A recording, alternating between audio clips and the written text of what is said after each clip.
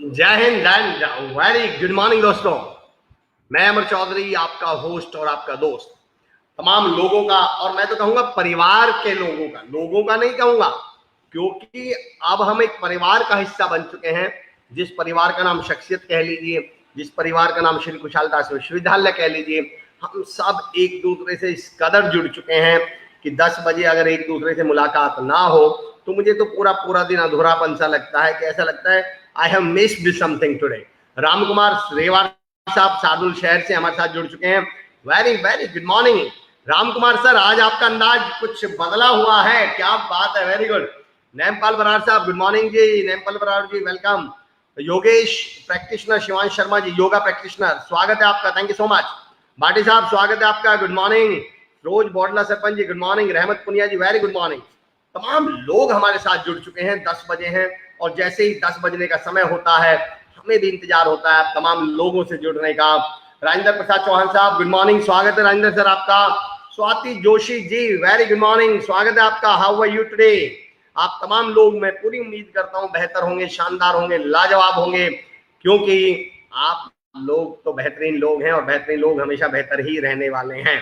दोस्तों, इस शख्सियत कार्यक्रम से एक ऐसा परिवार का गठन कर दिया है हमारे, एक ऐसा आपस में जुड़ाव पैदा कर दिया है। केबीएम यशपाल किलराना, काली रामना ज्वाला जी राम राम साहब, doctor Vikram Singh Aulakh sir good morning. SKD के पिलर, बड़े मजबूत pillar Akash Kumar Singh ji good morning. बहुत बढ़िया, बहुत ही बढ़िया तमाम लोग हमसे जुड़ रहे हैं, बहुत बहुत शुक्रिया, thank you so much for joining with us. Dhruv Arora हमारे साथ जुड़ चुके हैं, गुड मॉर्निंग ध्रुव अरोड़ा जी, कैसे हैं आप, हाउ आर यू? दोस्तों यकीन जानिए, ये शख्सियत कार्यक्रम जो है, रॉकी बिश्नोई भाई हमारे साथ जुड़ चुके हैं, good morning, thank you so much Rocky भाई हमारे साथ जुड़ने के लिए। और आज जिस शख्सियत से मैं आपको मिलवाने वाला हूं, kitty Kataria ma'am, thank you so much for joining. आपके कमेंट्स बड़े अच्छे होते हैं, स्टेटमेंट्स बहुत अच्छे होते हैं, thank you so much for joining with अस। दोस्तों मुझे नहीं लगता कि इस हिंदुस्तान में, इस भारत में कोई भी व्यक्ति एनएसएस के नाम से अनभिज्ञ होगा, या कोई ऐसा बच्चा होगा जिसने पढ़ाई की हो या थोड़ी भी जानकारी रखता हो और वो एनएसएस के बारे में ना जानता हो। आज हम जिस शख्सियत से आपको मिला रहे हैं, हमने हमेशा कहा है किताबें दुनिया की सबसे अच्छी दोस्त होती हैं। बुधराम मेघवाल साहब, गौरव शर्मा जी स्वागत है आपका। वंदना Jain ji very good morning, स्वागत है आपका।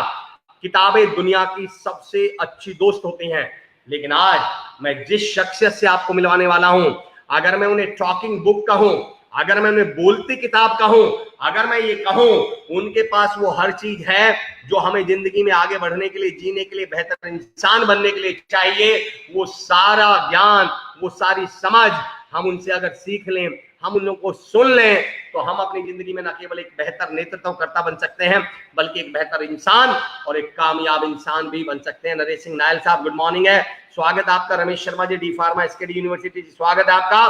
तो मैं एक ऐसे एमिनेंट एजुकेशनिस्ट, मोटिवेशनल स्पीकर और एनएसएस के रीजनल डायरेक्टर आदरणीय डॉक्टर अशोक श्रोती सर को आपसे रूबरू करवा रहा हूं। मैं स्वागत करता हूं आदरणीय doctor Ashok Shroti sir, eminent educationist, motivational speaker और एनएसएस के रीजनल हेड। सर बहुत बहुत स्वागत है आपका, बहुत बहुत शुक्रिया आपने हमारे। नमस्कार, बहुत बहुत सबको नमस्कार। खम्मा गढ़ी और राजस्थान के तमाम मेरे निवासी, उन सबको मेरा नमस्कार, और जो भी दूर दूर से हमारे साथ जुड़ रहे हैं उनको भी मेरा प्रणाम। बहुत आपका दिन बहुत शुभ हो, ऐसी कामना करता हूं। बहुत सर ये खम्मा गनी वाली बात तो मतलब मैं तो सोच रहा था आप यूपी और उत्तराखंड संभाल रहे हैं तो आप इधर से होंगे, ये खम्मा गनी वाली बात बताइए जरा। मेरी जड़ राजस्थान से है और मैं धौलपुर का रहने वाला हूँ। आज मुझे बड़ी खुशी हो रही है कि मैं अपने लोगों के बीच कुछ बात कर पा रहा हूँ या उनसे मिल पा रहा हूँ। राजस्थान यूनिवर्सिटी से मैंने पास किया है और पूरी की पूरी एजुकेशन मेरी राजस्थान की है, और राजस्थान हमारे दिल में बसता है।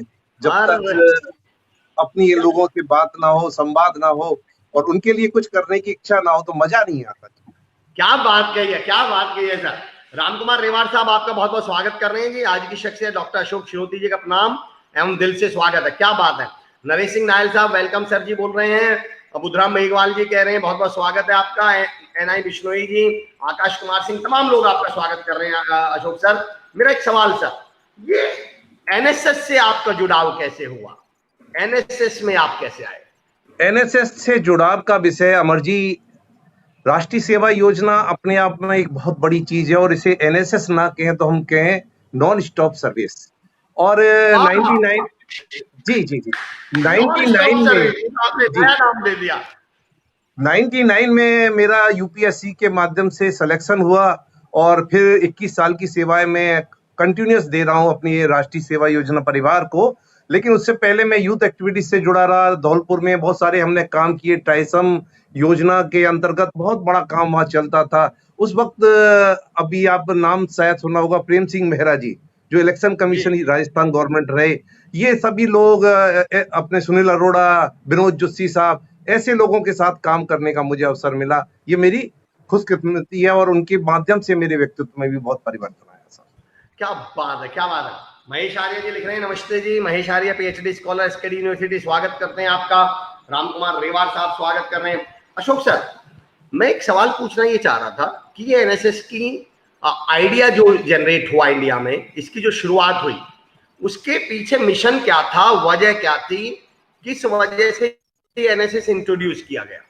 मैं आपको बताऊं, एनएसएस का जो मिशन है और वजह थी, ये हमारे राष्ट्रपिता महात्मा गांधी की 100वीं सालगिरह पे ये कार्यक्रम प्रारंभ हुआ 69 में।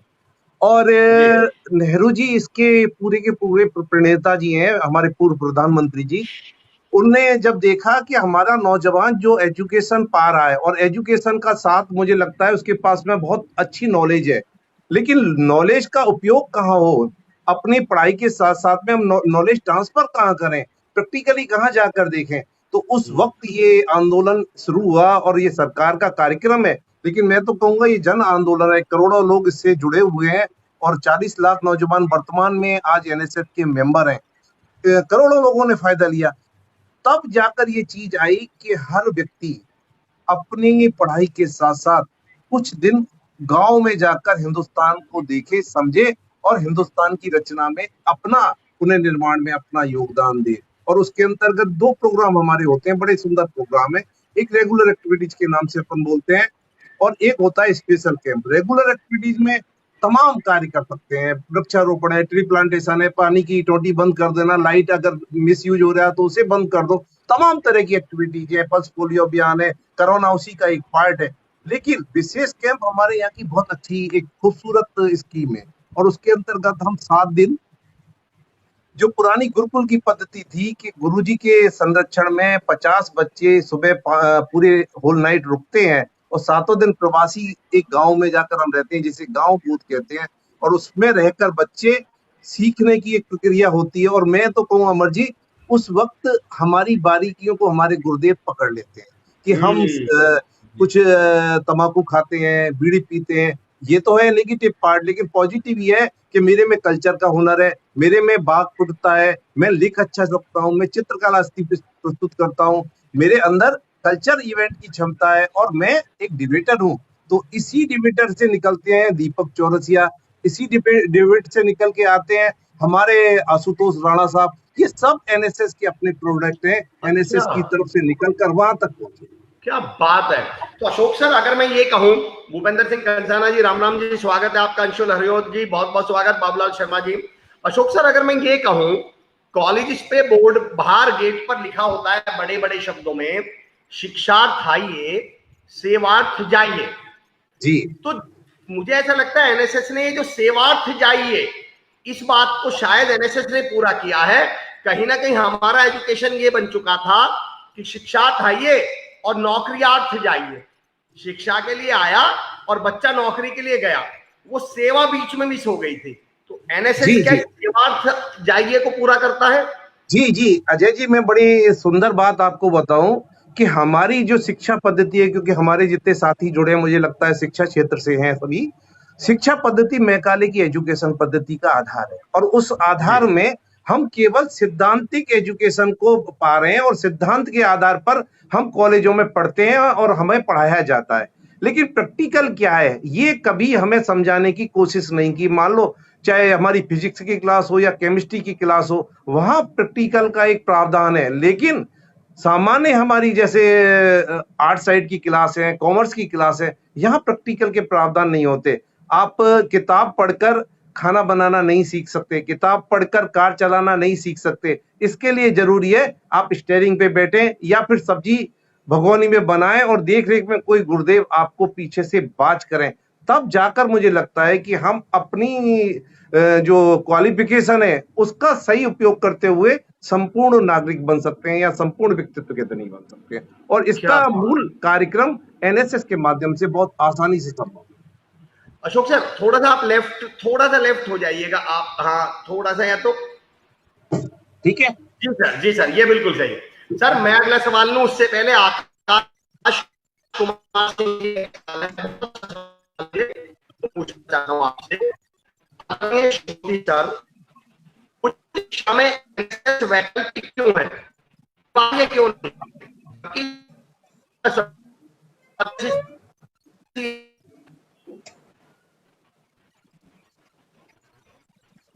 उच्च शिक्षा में एनएसएस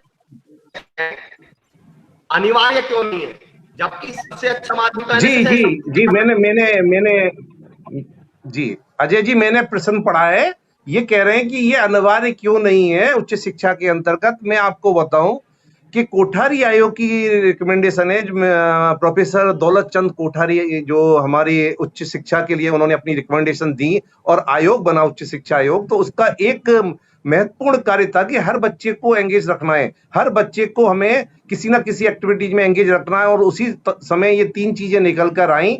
नंबर 1, चाहे तो वो एनएसएस ले, चाहे एनसीसी ले और चाहे वो स्पोर्ट्स ले। लेकिन दुर्भाग्य मान के चलिए हमारे बच्चों के पास में बहुत संख्या ज्यादा है, लेकिन गवर्नमेंट के पास अभी इतनी अपॉर्चुनिटीज नहीं है कि हर बच्चे को कोई ना कोई तीनों में से चीजें दिलवाई जा सके, इतने संसाधनों का अभाव है।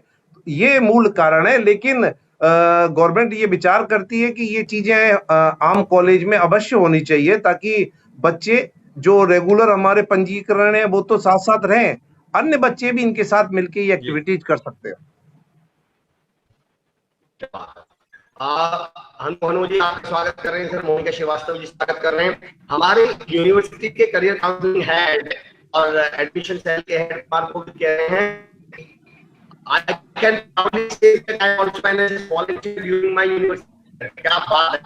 Rajendra Gill ji good morning sir, Gurleen Kaur ji आपका स्वागत कर रहे हैं। अशोक सर मैं एक सवाल पूछना चाहता हूँ, अगर मैं किसी स्टूडेंट के अंदर एनएसएस डाल दूं, मतलब वो एनएसएस का स्टूडेंट है, एनएसएस उसने ज्वाइन किया है, और एक स्टूडेंट है जिसने एनएसएस ज्वाइन नहीं किया, क्या आप इन दोनों के व्यवहार से, दोनों की स्किल्स से, दोनों के मेंटल एटीट्यूड से आइडेंटिफाई कर पाएंगे क्या इसने एनएसएस ज्वाइन किया होगा और इसने नहीं किया होगा?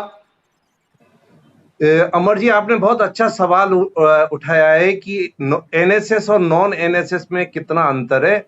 ये जमीन आसमान का अंतर मान के चलिएगा आप। जो हमारा एनएसएस का बच्चा है ये सेल्फ अनुशासन में रहता है, इसे किसी को आदेशित करने की जरूरत नहीं होती। जैसे एनसीसी में किसी को बोला जाता है कि आपको पनिशमेंट मिलेगा, एनएसएस में पनिशमेंट के नाम पे तालियां मिलती हैं और उत्साहवर्धन होता है, पहली चीज। और दूसरी चीज सबसे बड़ी ये है डॉक्टर साहब कि हमारे यहाँ जो एनएसएस का बच्चा है वो संस्कार सीखता है, वो एक दूसरे की इज्जत करना सीखता है, अपनी बात कहने का तरीका सीखता है। और जो नॉन एनएसएस है वो अच्छा हो सकता है एजुकेशन में, लेकिन अच्छा व्यवहार में हो सकता है, इसकी कोई गारंटी नहीं है। लेकिन एनएसएस में कोई बच्चा अच्छा है तो आप यकीन मान के चलिए वो बहुत श्रेष्ठ होगा। आपके अभी भरतपुर से माननीय गर्ग साहब मंत्री हैं हमारे राजस्थान गवर्नमेंट में, एनएसएस के वॉलंटियर प्रोग्राम ऑफिसर, और उसके बाद आज राजस्थान सरकार में मंत्री हैं। तो ये सब चीजें आपके व्यवहार में परिवर्तन लाने की एक फैक्ट्री है। आप तो ये ग्रामीण परिवेश की बातें करते हो तो मुझे बड़ा अच्छा लगता है आपके साथ संवाद करके। जिस तरह आप देखते हैं व्यक्तित्व में परिवर्तन, अपन बाल्टी डाल के पानी पर डे खींचते हैं कुएं से। आपने देखा होगा कभी कभी रस्सी कट जाती है, लेकिन आपने कभी गंभीरता से देखा हो तो स्टोन के ऊपर भी लाइन आ जाती है, और उस लाइन का नाम जीवन परिवर्तन है। ये पैरामीटर है सर, इस पैरामीटर से हम पकड़ लेते हैं। क्या बात, क्या आपने उदाहरण दिया है सर, क्या उदाहरण दिया है आपने सर। अशोक से मैं ये भी पूछना चाह रहा हूँ, तमाम लोग आपसे जुड़ रहे हैं sir. Satyanarayan ji, Amar sir good morning sir, good morning Shroti sir, Jannat Rohit Chalna ji sir, area and facilities के अकॉर्डिंग सब्जेक्ट अवेलेबल नहीं हो पाते, अगर वो हो जाए तो उनका प्रैक्टिकली ऑब्जर्वेशन नहीं हो पाता है, स्टूडेंट सिर्फ लिमिटेड कोर्सेज के पीछे भागते हैं। क्या चेंजेस होने चाहिए, ये जन्नत रोहित चालना जी का सवाल है। मैं इसको रिफ्रेम करके पूछूंगा आपसे। काफी जी राम कुमार सर, मैं बिल्कुल चेक करवाता हूँ। राजेश कासवान सर, आपका स्वागत कर रहे हैं सर, हमारी यूनिवर्सिटी के रजिस्ट्रार साहब हैं। संदीप मान सर, जो भारत गौरव हैं, अर्जुन अवार्डी हैं, जो भारत के बहुत बड़े खिलाड़ी हैं सर, वो आपका स्वागत कर रहे हैं। रिंकी कोहले जी स्वागत कर रहे हैं। मेरा सवाल ये है अशोक सर, आपने भी संस्कारों की बात करी, तो क्या आपको भी लग रहा है कि हमारी शिक्षा से पिछले कुछ समय से संस्कार निकल चुके हैं, या मैं अगर ऐसे कहूं कि अब शिक्षा वो पानी है जिसके संस्कार नाम के मिनरल्स खत्म हो चुके हैं? वो आग बुझाने का तो काम कर रहा है, लेकिन शरीर को लाभदायक नहीं रहा। देखिए, संस्कार की बात करें तो अभी एंटायर जो सेटअप है उसमें ही संस्कारों का अभाव है, और संस्कारों के अभाव का कारण ये है कि हमें बड़ी बड़ी विपदा या बड़ी बड़ी परेशानियों का सामना करना पड़ रहा है। क्योंकि हमारे जो भारतीय संस्कार हैं, जो हमारा पूरा सेटअप बना हुआ है, इतनी पुरानी हमारी सभ्यता संस्कृति है, चाहे राजस्थान की हो, त्याग बलिदान तपस्या, दूसरों को देने के भाव, ये हमारे संस्कार थे। और आज हम बिल्कुल विपरीत दिशा में अग्रसित हो रहे हैं। मैं अक्सर एक चीज देखता हूं, आप देखते होंगे, हम कॉमर्स के स्टूडेंट हैं, बहुत सारे लोग जुड़े होंगे, हर वर्ड में हम एक चीज यूज करते हैं, प्रॉफिट। लेकिन आप दिवाली पे क्या लिखते हैं? दिवाली पे लिखते हैं शुभ लाभ। शुभ हमारे जीवन से निकल गया, मतलब संस्कार हमारे जीवन से निकल गए।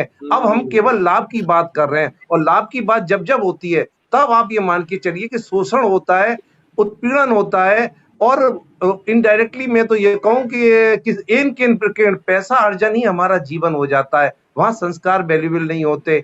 और ऐसी स्थिति में तो देखिए, जैसे गाय का बछड़ा जब हमारे यहाँ जन्म लेता है, बहुत खुशी मनाई जाती है, लेकिन हमारे संस्कार कब मर जाते हैं? जब हम गाय के बच्चे को दूध नहीं पीने दे रहे, 2-3 दिन दूध पिलाते हैं।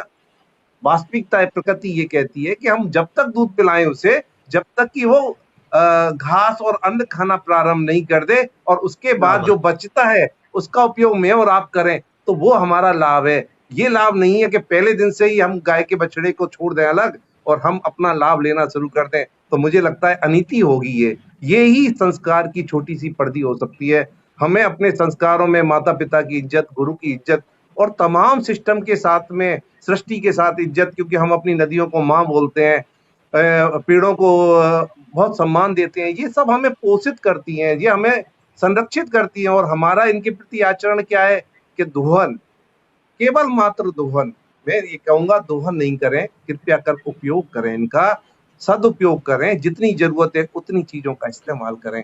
ये एक नया कंपोनेंट हो सकता है। क्या बात है। लेकिन एक सवाल अशोक सर, एक मौजूद सवाल ये भी है, देख, किसी भी छात्र या किसी भी बच्चे की जिंदगी में 2 स्टेक होल्डर्स हैं, एक है स्कूल यानी कॉलेज शिक्षा, और दूसरा उसका परिवार। तो क्या विघटन, यहाँ विघटन से मेरा मतलब है जो आप बात कर रहे हैं संस्कारों के ह्रास की, कमी की, ये दोनों स्तरों पे हुआ है?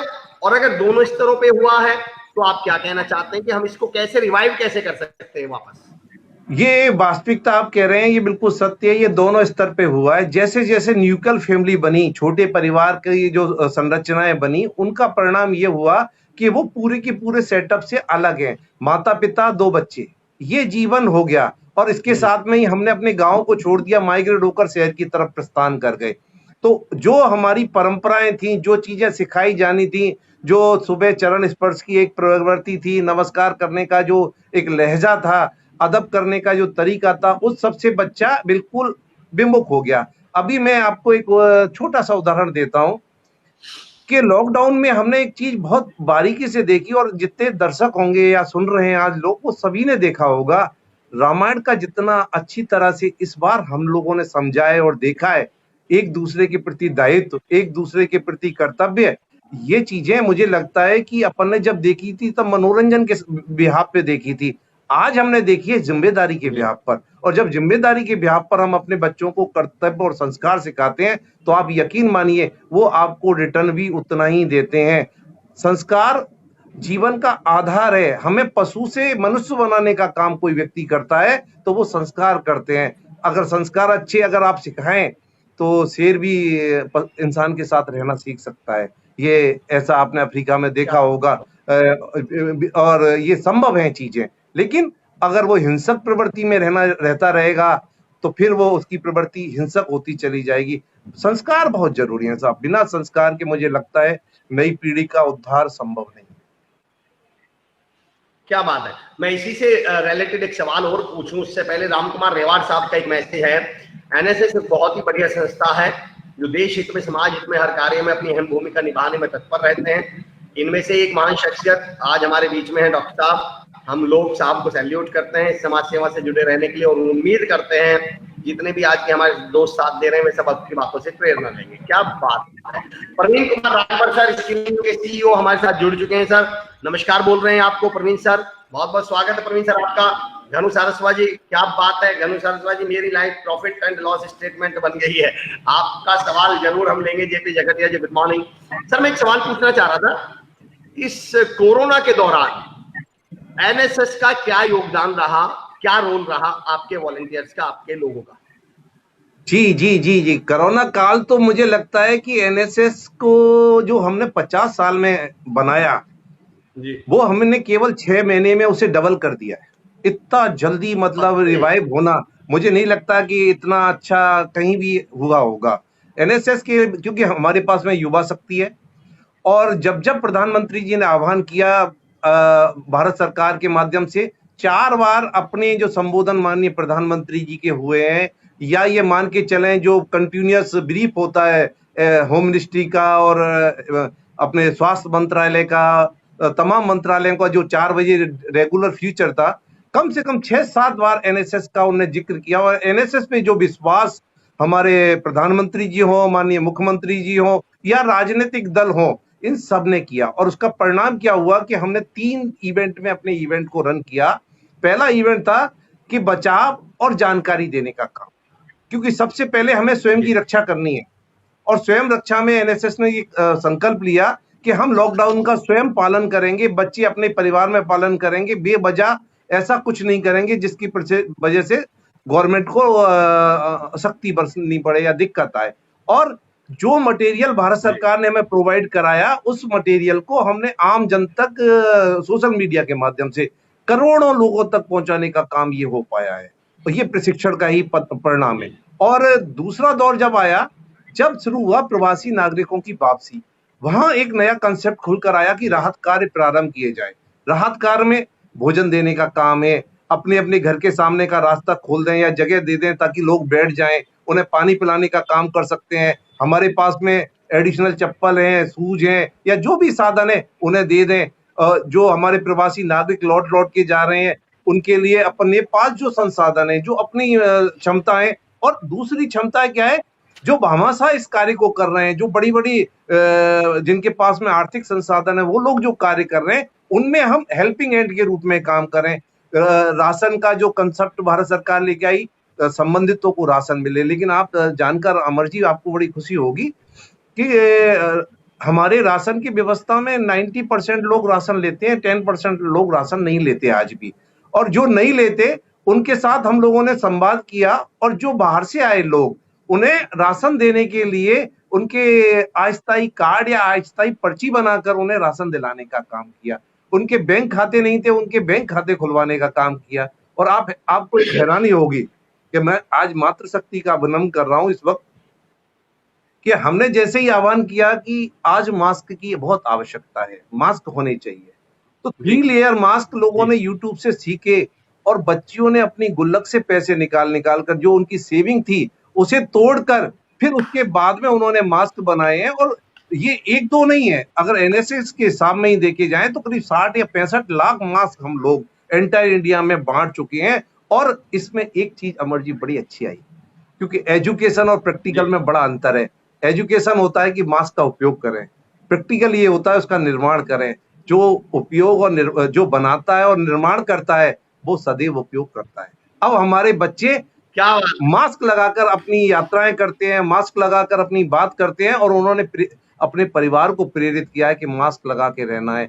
हैंड हाइजीनिक की बात कर रहे हैं, या जो भी सफाई का जो भी प्रोटोकॉल है कोविड का, वो पूरा कर रहे हैं। अब ये तीसरा दौर जो शुरू हुआ है, जिसे कहते हैं हम व्यवहार परिवर्तन का दौर। व्यवहार परिवर्तन का जी दौर बहुत बड़ा दौर है सर, और ये बहुत लंबा चलने वाला है।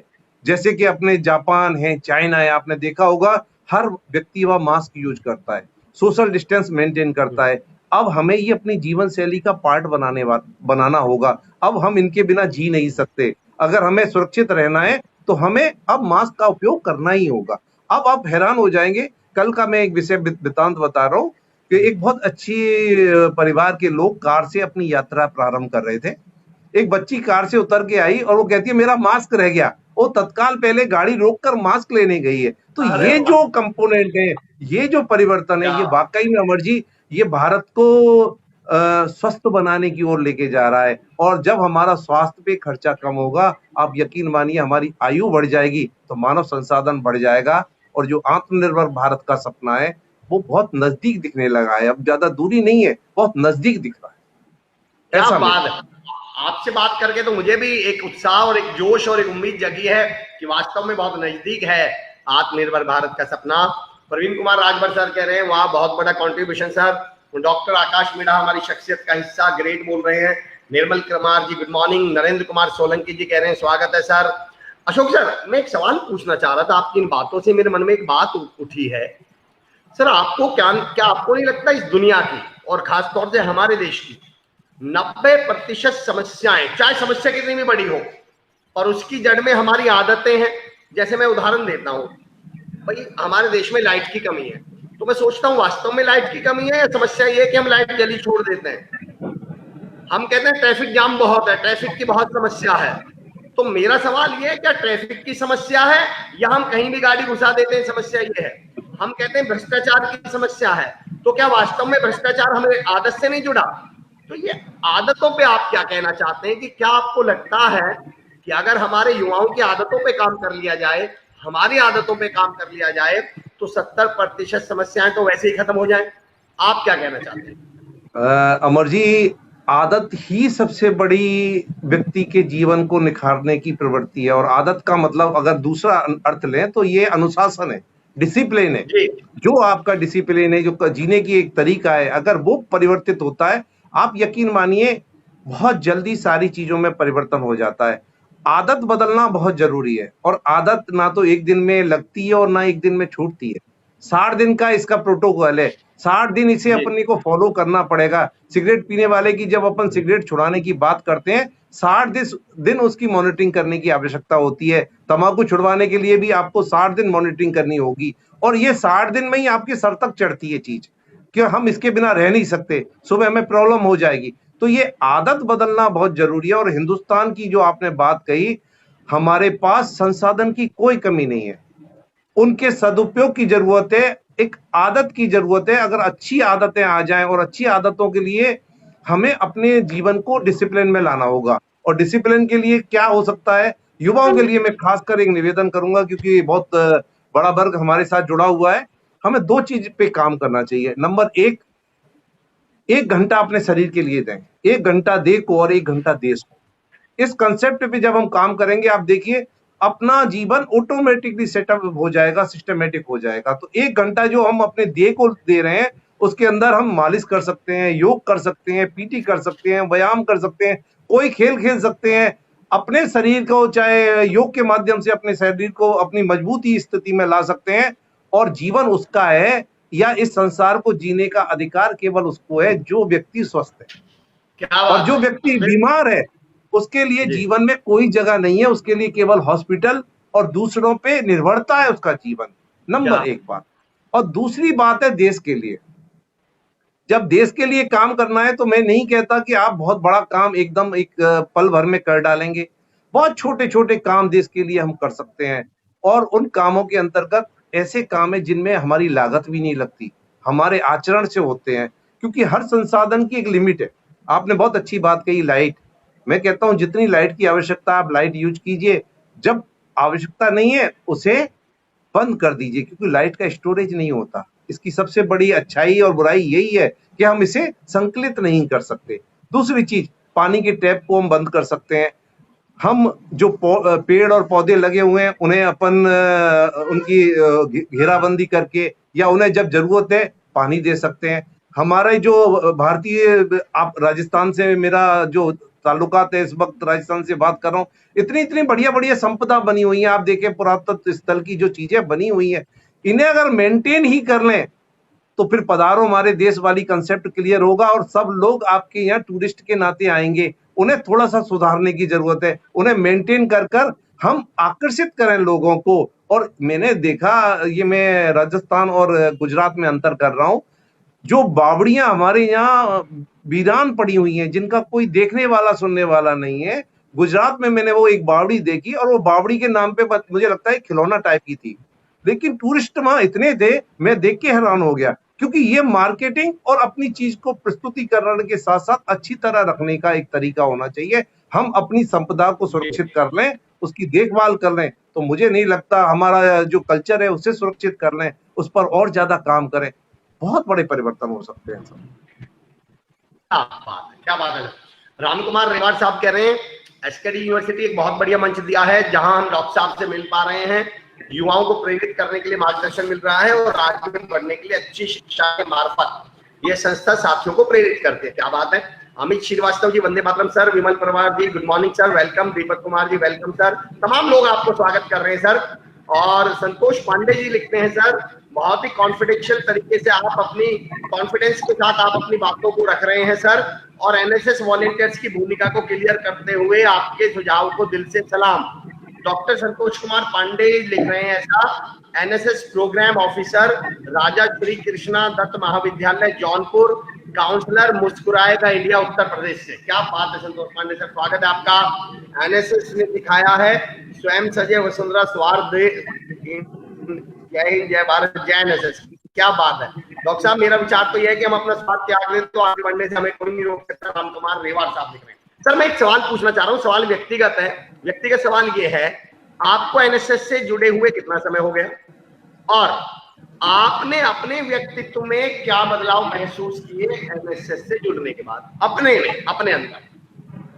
अमर जी, आपने बड़ा दिल को छूने वाला क्वेश्चन किया है। अभी 21 साल की सेवाएं हो गई और करीब 10 साल पहले भी मैंने ये सोशल कार्यों में अपना योगदान, सहयोग जितना बना वो किया जी। मेरी अगर व्यक्तिगत जीवन की बात करो तो मैं बहुत अच्छा स्कॉलर स्टूडेंट नहीं हूँ, बहुत साधारण स्टूडेंट था। और मुझे लगता था कि, और या मेरे परिवारजन को ये लगता था उस वक्त कि ये अपने जीवन में ज्यादा अच्छा कुछ नहीं करने वाला है और एक दिन ये आदमी हमारे लिए ट्रबल पैदा कर देगा, प्रॉब्लम क्रिएटर बनेगा। और मजाक मजाक में मैंने 10th को पास किया। मैंने कोई प्रिपरेशन नहीं की और वैसे ही मतलब, और उस वक्त मैं अपनी उद्दंडता के शिखर पर अपने जीवन को जीता था, ये मान के चलिए अगर ये वर्ड थे। लेकिन उस वक्त किसी व्यक्ति ने मुझे टोका और कहा मेरे से कि ये आगे जाके चोर और डकैत हो सकता है, ऐसी संभावना बनती है। और मेरे परिवारजन थे तो मुझे लगा कि ये तो वाकई में बहुत ज्यादा अति हो गई और मुझे कुछ अच्छा करना चाहिए। मैंने अपने आप को वहीं से परिवर्तित किया और उस परिवर्तन का नतीजा है कि मैंने आज तक अपने आप को मुड़कर नहीं देखा, पीछे मुड़ के नहीं देखा। एजुकेशन में अपने जॉब में आने के बाद ही मैंने अपनी पीएचडी की एनएसएस के ऊपर, और ये जीवन में हर एक के में आता है डॉक्टर साहब। ये ऐसा नहीं कि ये मेरे साथ ही वाकया घटा हो। मेरे कई स्टूडेंट हैं जो आज इसे सुन रहे होंगे या आज हमारी बात में सम्मिलित होंगे, ये सब उनके जीवन में आया है और हमने उन्हें थोड़ा सा परिवर्तन करने का मौका दिया और आज वो अपने सही ट्रैक पर आ गए। नंबर 1 है जीवन में डॉक्टर साहब, एक चीज होती है अमर जी कि पहला, अगर आप कोई अच्छा काम करने निकलेंगे तो आपका उपवास होगा, आपके ऊपर बहुत ज्यादा लोग मजाक उड़ाएंगे, आपको कहेंगे ये बावला है, इसका सिर फिरा दिमाग है, ये रैली निकालता है, ये पोस्टर चिपकाता है, ये पेड़ को पानी देने का काम करता है, ये पशुओं को चारा देने का काम करता है, या ये आप ये मान के चलिए कि जन अभियानों में ये भागीदारी करता है, जल संरक्षण के लिए ये गड्ढे खोद रहा है बिना मतलब के। तो ये जो उपवास का कार्य है ये जीवन में सबसे पहले आता है। फिर थोड़ा सा आप आगे बढ़ने की कोशिश करेंगे और आप थोड़े से स्थापित हो जाएंगे तो फिर लोग, विरोधी लोग इकट्ठे होंगे और वो फिर आपका विरोध करेंगे। टांग किसकी खींची जाती है? जो तरक्की करता है, जो आगे बढ़ रहा हो, उसकी टांग, लेग पुलिंग जिसे बोलते हैं, लेग पुलिंग होती है। और उसके बाद में फिर तय होता है डॉक्टर साहब कि आप स्वीकारोक्ति, आप अमुक क्षेत्र के काम करने वाले हैं, जैसे आपका कार्य क्षेत्र है कि आप इंग्लिश के लिए अच्छा काम कर रहे हैं, आप मोटिवेटर हैं। अब आपसे मैं कहूं कि आप डॉक्टर बन जाएं तो ये संभव नहीं है। संभव आपने अपने जीवन का बहुत बड़ा अंश, बहुत बड़ा समय, बहुत बड़ी विद्वता आपने एक विषय को दी है। और मैं आप सभी से यही निवेदन कर रहा हूं, जो भी मुझे सुन रहे हैं, जिस क्षेत्र को आपने चुन लिया है उस क्षेत्र को अपना 100% दे डालिए। अब रुकिए मत ही, क्योंकि ये रुकने का समय नहीं है और ना क्षेत्र बदलने का समय है, क्योंकि हम बहुत आगे आ चुके हैं। अब परिवर्तन संभव नहीं है।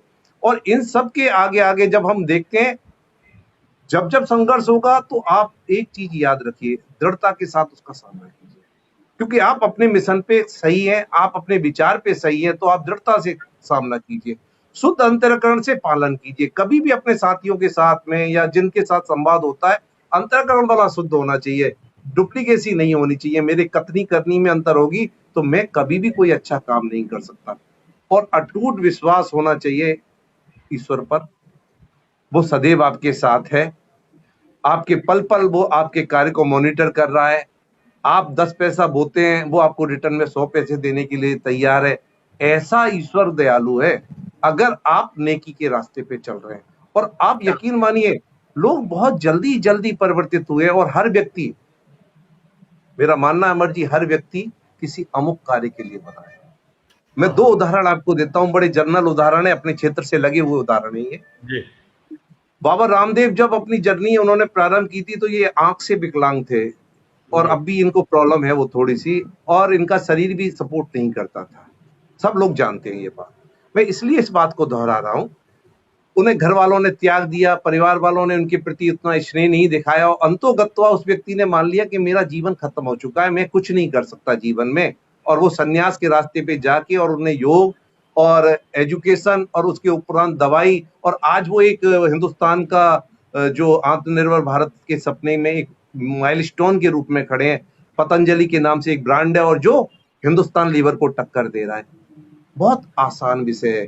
जब हम अपने को एक बार मार लेते हैं तो इसका मतलब है दूसरा जन्म किसी नेक कार्य के लिए हुआ है, किसी बड़े मिशन के लिए हुआ है। भैरव सिंह शेखावत साहब की बात करो, पुलिस की नौकरी करते करते पुलिस छोड़ दी, आप पहुंच गए राजनीति में। वसुंधरा जी क्योंकि मेरे कार्य क्षेत्र से, मेरे जिले से थे, मुझे याद है कि वो डिप्रेशन में रहा करती थी, और डिप्रेशन ऐसा कि वो ग्वालियर पहुंच गए।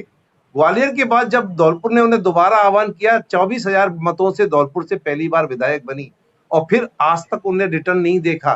पहला इलेक्शन लोकसभा का वो ग्वालियर भिंड में हार गई। तो ये जीवन में एक बार हर एक के में आता है। हमको बस इस पे काम करना है कि जिस वक्त हमें ये लगे कि अब मेरा कुछ नहीं हो सकता, आप ये मान के चलिए रात के 3 बजे के बाद जो उजेला होता है वो सबसे अच्छा होता है। उसी वक्त हमें जगाने के लिए ईश्वर खुद अवतरित होते हैं, उसी वक्त अच्छी हवाएं चलती हैं, चिड़ियाएं बोलती हैं। ये मेरे जीवन का अपना अनुभव है। सर, जिस साफगोई से आपने इस सवाल का जवाब दिया और आपने अपने जिंदगी के जो पहलू बताए, और मैं समझता हूँ ऑन स्क्रीन बहुत रेयरली कोई ये बात बोलता है, मैं सैल्यूट करता हूँ। और जो हमें लर्निंग मिल रही है, सलाम है सर उसको। आपकी एक बहुत अच्छी बात लगी मुझे, उपहास, विरोध और स्वीकारोक्ति।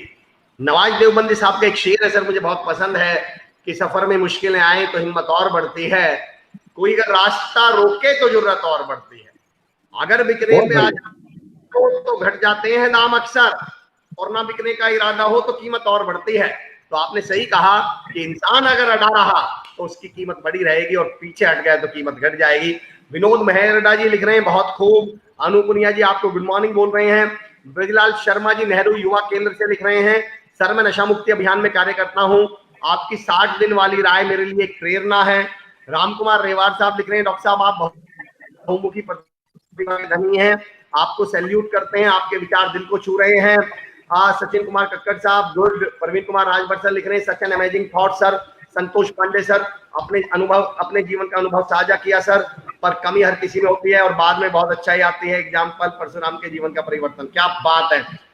प्रवीण कुमार राजभर सर लिख रहे हैं, गजब, जब पहली बार पहली लेते हैं तो दूसरा जन्म कुछ बड़ा करने के लिए होता है। व्हाट अ पावरफुल स्टेटमेंट, क्या बात है Praveen sir. Mukesh Sharma sir good informatory. Sachin Kumar Kakkar साहब सुपर्ब। अनिल कुमार वर्मा जी भवानी मंडी से प्रणाम सर। और राहुल अरोड़ा जी कह रहे हैं सर अपने परिवार, मतलब सर ने बताया धौलपुर से हैं सर। सर अगला सवाल मैं जानना चाह रहा हूं अशोक सर, आज निराश होना हताश हो जाना, परेशान हो जाना युवाओं के लिए ऐसे हो चुका है जैसे खाना खाना, पानी पीना, हर बात पे तो निराश हो जाएंगे, हर बात पे हताश हो जाएंगे, जरा जरा सी बातों पे। तो आप यहाँ उनको क्या मैसेज देना चाह रहे हैं? आपने तो बहुत युवा देखे हैं, बहुत यूथ देखे हैं, उनकी लाइफ में ट्रांसफॉर्मेशन लेके आए हैं, उनको से तो जरा सी बात पर हताश हो जाते हैं, उदास हो जाते हैं, निराश हो जाते हैं, उस समय जी, उन्हें आपको कैसे आपने संभालें? बहुत बढ़िया डॉक्टर साहब, बहुत अच्छा सवाल किया है। देखिए, युवाओं का जो नेचर है, अगर उसे उल्टा कर दें तो वायु है। जब तक अच्छे कार्य के लिए बिल्कुल अगर लेते हैं तो वो बहुत ही निर्माण के काम करती है वायु, ऑक्सीजन के रूप में काम करती है, और अगर अग्नि लगे तो इसे और दहन करने का काम करती है, आंदोलन हो जाए तो स्टोन फेंकने का काम करती है, निर्माण का काम करे तो घंटों भर में नदियां अपने तालाब खोदकर पानी निकालने का काम कर सकती है। तो ये युवा शक्ति के मन विचलित है, थोड़ा स्थिर ऊपर नीचे होता रहता है, ये स्वाभाविक इसका गुण है, क्योंकि ये जोश की उम्र है। इस वक्त निराशा भी एक अपना बहुत बड़ा रोल प्ले करती है, क्योंकि रूठना मनाने का जो सिलसिला युवा पीढ़ी और बचपने में होता है, फिर कभी नहीं होता, वो कभी उन्हें अवसर नहीं मिलता बचपने का। तो ये जो आपने बात कही है, इसके लिए सबसे बड़ी चीज है कि युवा अब बहुत जल्दी अपने टारगेट तय कर रहे हैं। इसके लिए और भी ज्यादा जरूरी है कि हम भी उंगली छोड़ना अब शुरू कर दें। जैसे ही आप और हमें साइकिल सिखाई गई तो घर वालों ने फिर स्टैंड पकड़ना छोड़ दिया और हम अब अपनी साइकिल चला रहे हैं।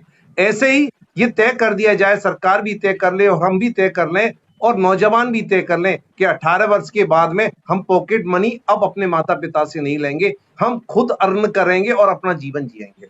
चाहे वो एजुकेशन के साथ हो, चाहे किसी भी क्षेत्र के साथ हो, वो अर्न करने की प्रवृत्ति थोड़ा सा अपने जीवन में ले आए तो निराशा का भाव टोटली खत्म हो जाएगा। उन्हें लगेगा कि अब मैं कुछ कमाता हूं तो फिर जीवन बदलता है। और इसके लिए एक बहुत देसी कहावत मैं आपके साथ इस्तेमाल कर रहा हूँ।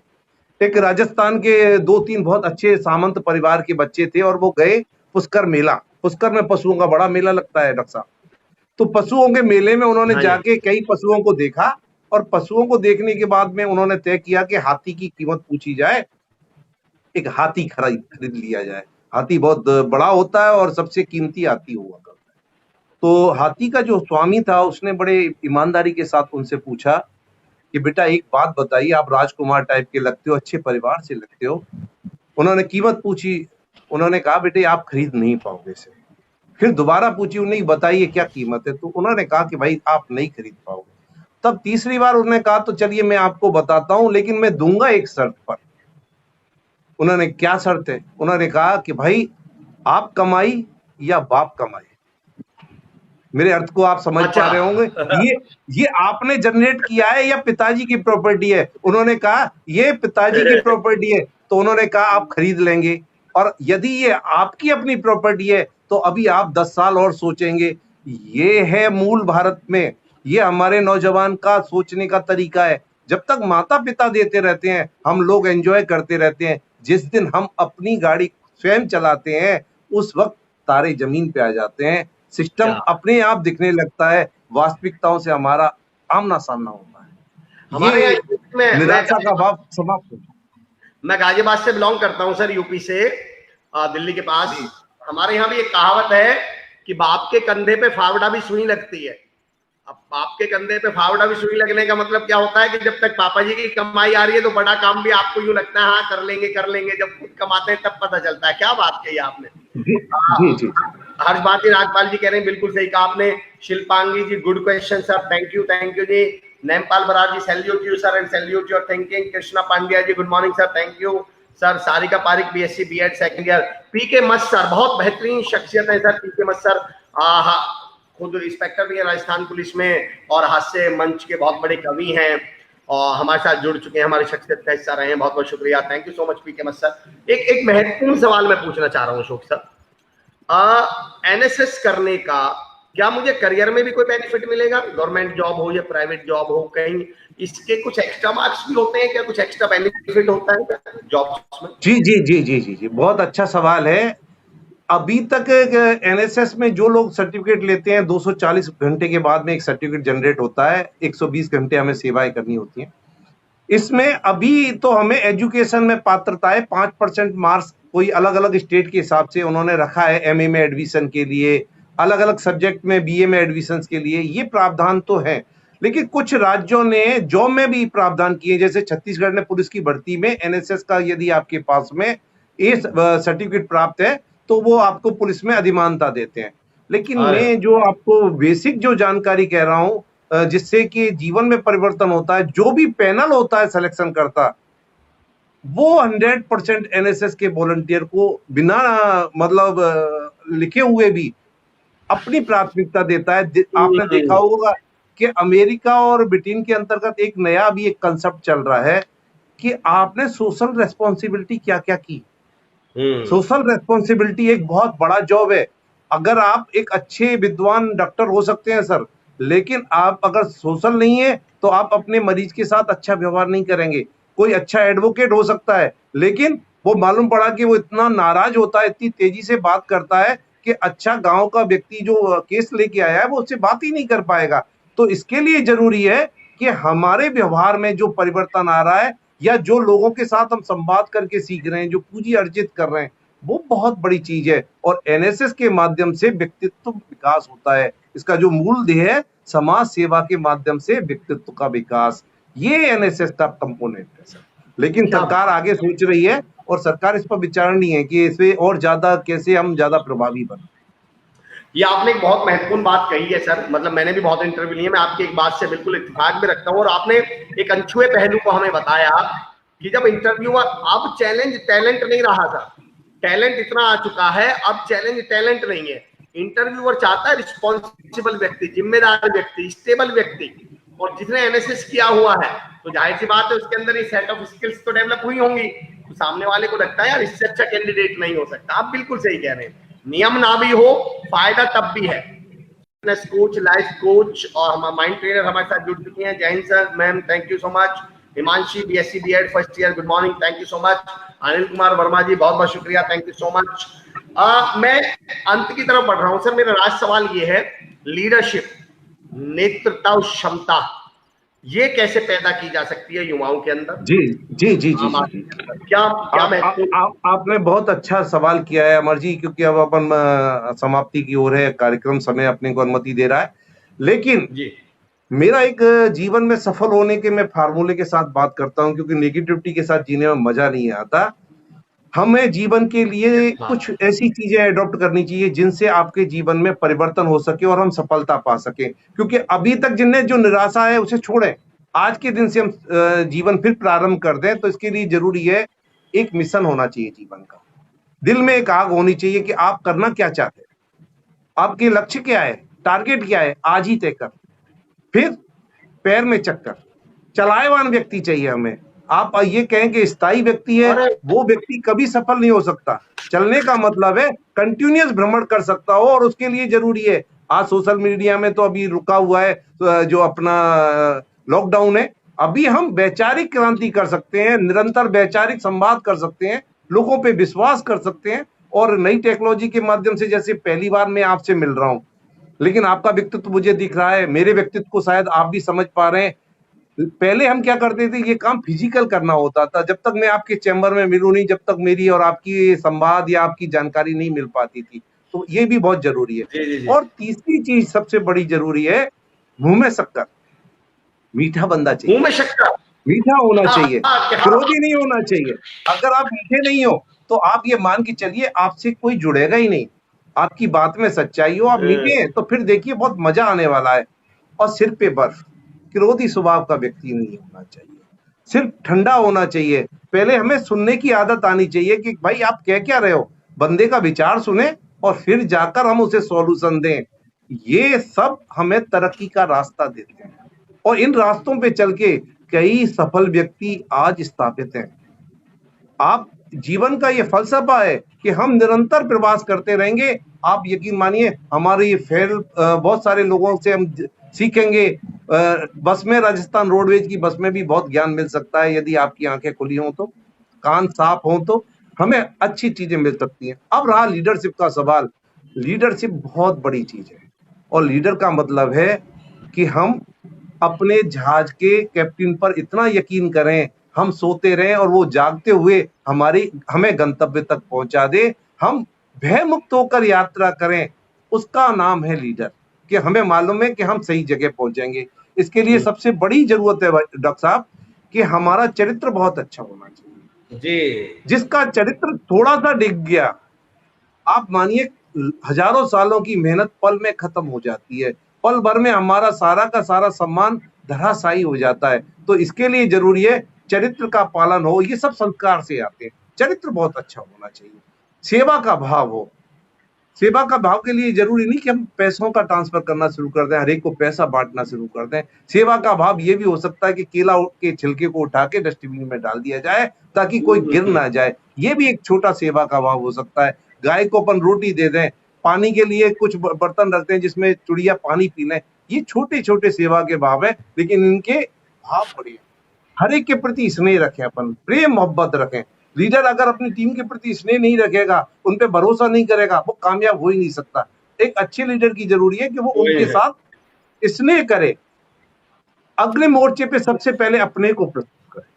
जहां भी मोर्चा संभालने की जरूरत है, लगता है कि कहीं बहुत बड़ा एनकाउंटर होना है या अपने आप को कहीं ना कहीं प्रेजेंट करना है, तो फिर अपने को आगे लेके आना होगा। हम खुद उपस्थिति में सामना करें समस्या का।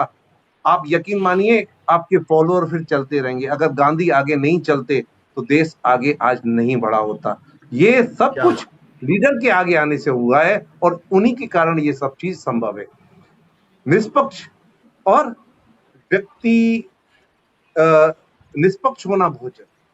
अब निष्पक्ष की बात करेंगे, कभी कभी क्या होता है कि लीडर होता है तो उसके पास 2 वैकेंसी होती हैं या 2 चीज देने को होती हैं, लेने वाले 20 होते हैं और उन्हें वहां प्रतिनिधित्व करना है। चाहे राजस्थान का किसी व्यक्ति को प्रतिनिधित्व करना है हॉकी टीम में, अब जाना एक ही बच्चा है, किसको भेजें? उस वक्त हमारी तराजू पे हमारी पकड़ होती है, किस तरह हम सही निर्णय लें। और उस वक्त यदि हम निष्पक्ष होते हैं तो यकीन मानिए थोड़ी देर के लिए आपसे लोग नाराज हो सकते हैं, लेकिन आपके प्रदेश का अच्छे से अच्छा प्रतिनिधित्व हुआ है, इस पर सब लोग आपको सलूट करेंगे या आपको मान्यता देंगे। निष्पक्ष होना बहुत जरूरी है। सहानुभूति रखें सबके प्रति, सहिष्णुता का भाव हो। और आज लीडर चाहिए हमें और तरीके का। आज का लीडर होना चाहिए बिल्कुल शिशु के माफिक, शिशुवृत्त, छोटे बच्चे के समान। छोटा बच्चा हर परिवार के जन का अपने ऊपर वो आकर्षण रखता है, उनके दिलों पे राज करता है। उसके रोने का मतलब परिवार में खाना बंद, उनके हंसने का मतलब परिवार हंसने लगता है, उनके खेलने का मतलब वो बच्चा पैदल चल रहा है उसके फोटो ले रहे हैं हम लोग।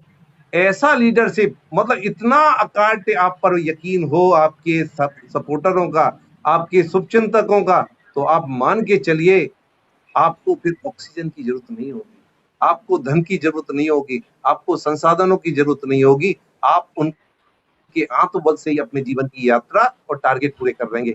ऐसे लीडर की आज आवश्यकता है। लीडर पॉलिटिकल नहीं होने चाहिए, पॉलिटिकल क्षेत्र अलग है, उस पर अपन ज्यादा बात नहीं कर रहे। लीडर सामाजिक क्षेत्र का लीडर हो, राजनीतिक क्षेत्र का लीडर हो, आर्थिक क्षेत्र का लीडर हो, हर क्षेत्र का लीडर हो सकता है। और एनएसएस में तो एक नई लीडरशिप हमें डेवलप करने की जरूरत है कि जिस जिस क्षेत्र में जिसकी नॉलेज है उस क्षेत्र का उसे हम गाइड बना दें, उस क्षेत्र का हम उसे लीडर बना दें, ताकि वो अपने आप को विस्तार करके उन नॉलेज को आम जन तक ट्रांसफर कर सके। और हिंदुस्तान की बात मैं अगर करूं और थोड़ा कंपैरेटिव अध्ययन के साथ अपनी बात को आगे बढ़ाएंगे, आप जैसा कहेंगे, अमेरिका में और हिंदुस्तान में जो उच्च वर्ग है या उत्तर प्रदेश में और राजस्थान में जो उच्च वर्ग है वो सभी सामान्य है भाई साहब, उनमें कोई अंतर नहीं। सबके पास गाड़ी है, सबके पास में मोबाइल्स हैं, सबके पास प्रॉपर्टीज है। लेकिन जो निम्न वर्ग है उनमें एक बड़ी विडंबना है और बड़ा अंतर है। और वो मैं आपका राजस्थान के साथ और केरला का अंतर करके देखता हूँ। केरला में हर व्यक्ति एजुकेटेड है, केरला में हर व्यक्ति शिक्षित और स्वस्थ है। राजस्थान में हर व्यक्ति एजुकेटेड नहीं है, यूपी में हर छोटा जो हमारा एक समुदाय है बहुत बड़ा वो अनएजुकेटेड है। परिणाम क्या है कि वहां पे जननायक पैदा ही नहीं होते। आप देखिए कि केरला में कभी भी राजनीतिक जननायक की कमी नहीं हुई।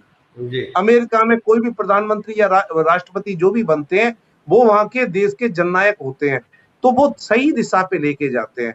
और जब तक शिक्षित वर्ग नहीं होगा, हमारी शिक्षा का विस्तार नहीं होगा, गलत और सही चुनने का हमें अधिकार नहीं होगा, आप यकीन मानिए हम कुछ गलत लोगों पर अपनी दाव लगाते रहेंगे, गलत लोगों को हम फॉलो करते रहेंगे। और स्टूडेंट के लिए तो मैं एक निवेदन कर रहा हूँ, इसी के साथ अपनी बात को भी मैं, आप अनुमति देंगे तो फिर आगे बढ़ाएंगे।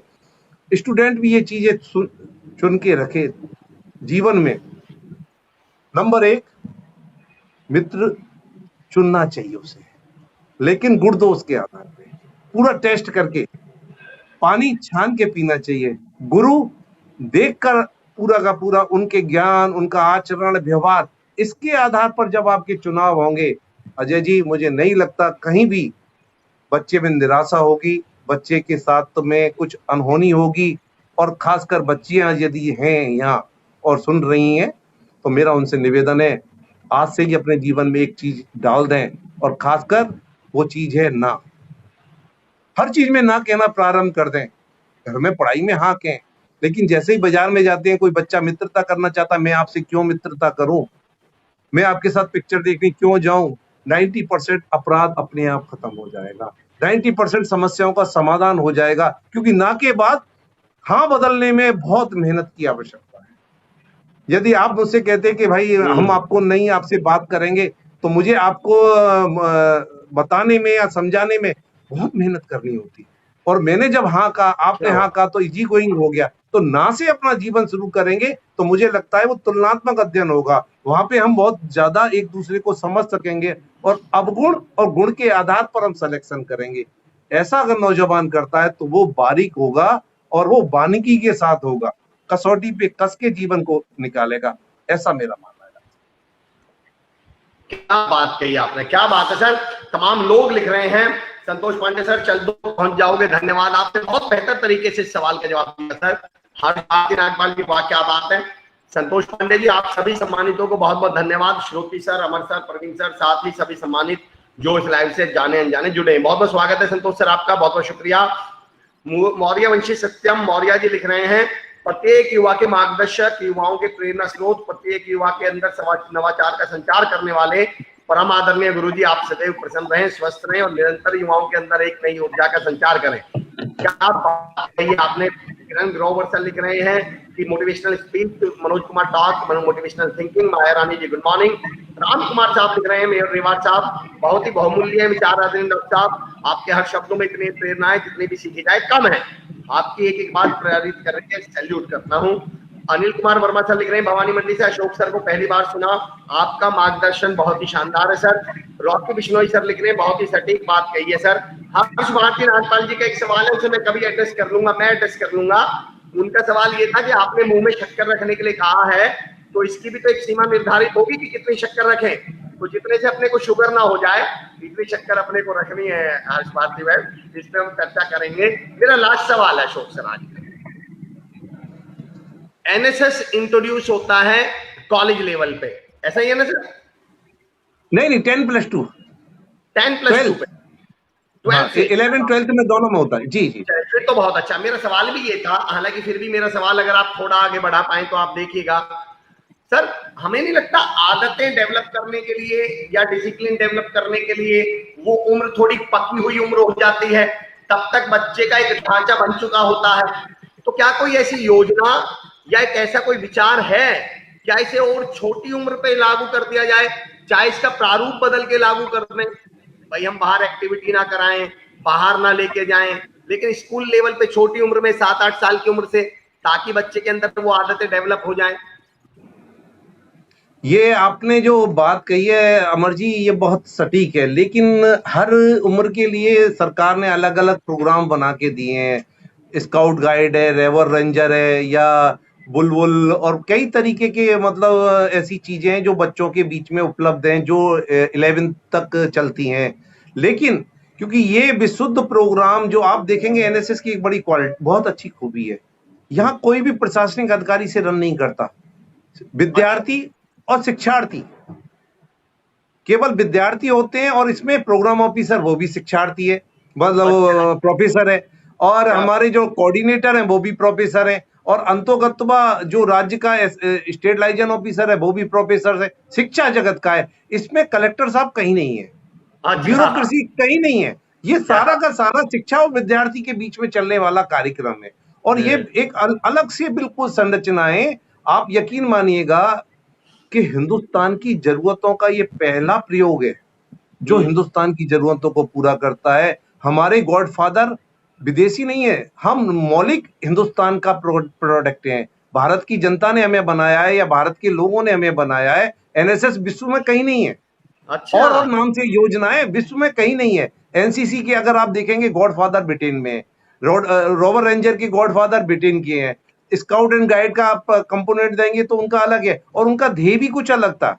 उनका ध्येय ब्रिटिश कॉलोनी को जिंदा रखना था कि एनसीसी में पुलिस भर्ती करके देंगे, फोर्स के लिए तैयारी करा के देंगे, लेकिन हम एक अच्छा नागरिक बना के दें, एक सभ्य नागरिक बना के दें, इसके लिए ये पूरी फैक्ट्री काम कर रही है। और ये मानव संसाधन निर्माण करने की फैक्ट्री है।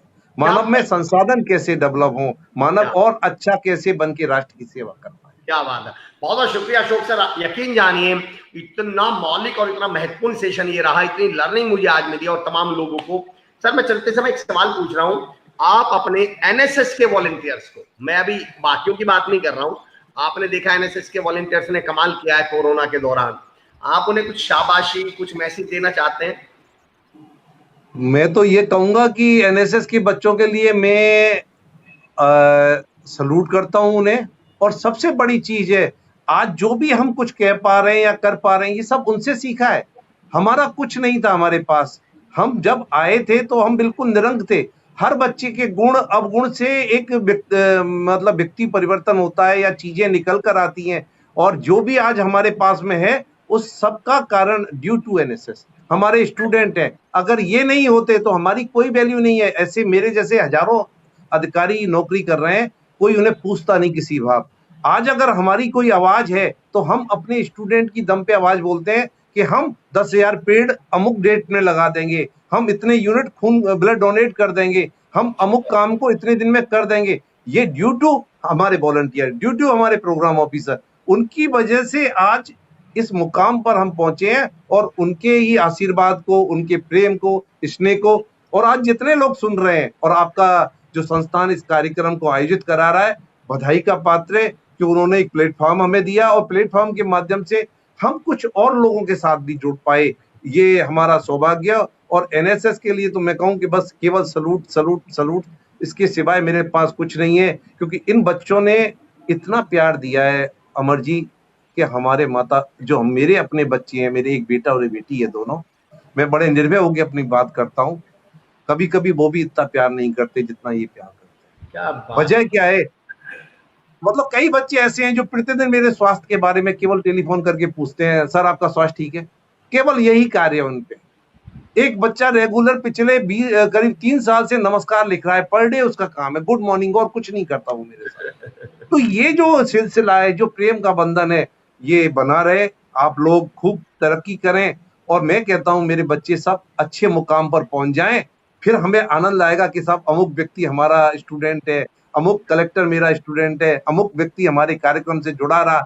ये समाज में स्थापित हो जाए, हमारा प्रोग्राम ऑटोमेटिक स्थापित हो जाएगा, एनएसएस अपने आप स्थापित हो जाएगी। आपके पूरे परिवार को, शुभचिंतकों को मेरी ओर से बहुत बहुत बधाइयां, धन्यवाद कि आपने ये हमें अवसर दिया, और विशेषकर अमर जी आपको, क्योंकि आपका बात करने का जो लहजा है वाकई में थिंक ग्लोबल और एक्ट लोकल जो आप करते हैं, वाकई में तारीफ है। मैं सौभाग्यशाली, मुझे आपसे बात करने का मौका मिला सर। आपसे मिलकर, एनएसएस को हम बहुत समय से जानते हैं सर, और मान सम्मान हमेशा हम एनएसएस का करते आए हैं, पर आज मुझे गर्व भी महसूस हो रहा है और इज्जत महसूस हो रही है एनएसएस के प्रति, और बढ़ गई है। जो कोरोना काल में आपने हमें बताया है, विपदा के समय एनएसएस क्या करता है, मैं आपके लिए और एनएसएस के तमाम लोगों के लिए सैल्यूट करता हूं सर। खड़े होकर मैं सलाम करता हूं, सैल्यूट करता हूं एनएसएस को, और आपको बहुत शुक्रिया सर हमसे जुड़ने के लिए। बहुत शुक्रिया। नमस्कार नमस्कार नमस्कार सर। दोस्तों यकीन जानिए, आज हमें अशोक सर से मिलकर जो लर्निंग्स मिली हैं, जो उनका लहजा था बात करने का, जो उनका तरीका था बात को कहने का, काबिले तारीफ ही नहीं, फुल ऑफ लर्निंग, जिंदगी का एक नया मोड, एक नई जिंदगी उन्होंने हमें आज दी है। अनिल कुमार वर्मा जी, अशोक सर को पहली बार सुना, आपका मार्गदर्शन बहुत ही शानदार है। Kitty Kataria ji, Amar ji, we also have a wish that we also want to take an interview with you. Kitty Kataria ma'am, जब आप इजाजत दें, जब आप आदेश करेंगे, डेफिनेटली मेरा सौभाग्य होगा। और ये तो मैं सही बताऊं, अभी मैं देखते हैं, अब मैं क्या कहूँ इस विषय में, तो आपने मुझे धर्म संकट वाली बात है, तो मैं क्या कह सकता हूँ इस विषय में, पर आपके इस मान सम्मान के लिए मैं बहुत बहुत शुक्रिया करता हूँ, नमन करता हूँ। आपके लेक्चर से हमेशा इंस्पिरेशन मिलती है। Thank you so much Ashok sir, जय हिंद। जय Hind Kitty ma'am, thank you so much. Harshbharti Nagpal ji, शानदार संवाद, थैंक यू सो मच। यकीन जानिए दोस्तों, जब हम ऐसी शख्सियतों से मिलते हैं, आज अशोक श्रोती सर से मिलना मेरी जिंदगी के बहुत सारे पहलुओं को वो टच करके गए हैं, मुझे एक नया सबक, एक नई लर्निंग देके गए हैं। जितनी छोटी छोटी बातें उन्होंने हमें बताई हैं, वो हमें बड़ा बनाती हैं। उन्होंने कोई बड़ी बात नहीं बताई, पर छोटी बातों से बड़ा कैसे बना जाता है, ये हमने आज सीखा अशोक श्रोती सर से मिलकर। मौर्य वंशी सत्यम मौर्य जी लिख रहे हैं, आपके अंदाज और आपकी ईशान में कुछ पंक्तियां कि उड़ते परिंदों को आप बाज बनाते हैं, सुंदर सेज को आप साज सजाते हैं और चुपचाप सुनते हैं जमाने भर की शिकायतें, फिर जमाना सुने आपकी, आप ऐसी आवाज बनाते हैं। मेरे जैसे लाखों युवाओं की दिल की धड़कन, बाहर से नारियल परंतु अंदर से मोम, आपकी यही फितरत आज युवाओं के लिए अनोखी है। आपकी एक ललकार हमारी जिंदगी को कामयाबी की राह दिखाती है। आदरणीय अशोक श्रोती सर के लिए मौर्य वंशी सत्यम शिव मौर्य सर ऐसा लिख रहे हैं, बहुत बहुत मेरी नजर में भी बहुत इज्जत बढ़ गई एनएसएस की। मैं तो पहले से ही बहुत मानता हूं, लेकिन और इज्जत बढ़ गई है। और आदरणीय अशोक श्रोती सर को तो मैं सैल्यूट करता हूं। Anju Yadav ji, good morning. Kitty Kataria ji, Juneja, thank you so much Juneja ji. बिल्कुल Kitty ma'am, thank you so much. मैं तमाम एसकेडी परिवार की तरफ से आप तमाम लोगों को शुक्रिया करता हूं, और कल फिर मुलाकात होगी 10 बजे एक नई शख्सियत के साथ। Thank you so much. See you tomorrow at 10 o'clock। Thank you so much साथियों, जय हिंद।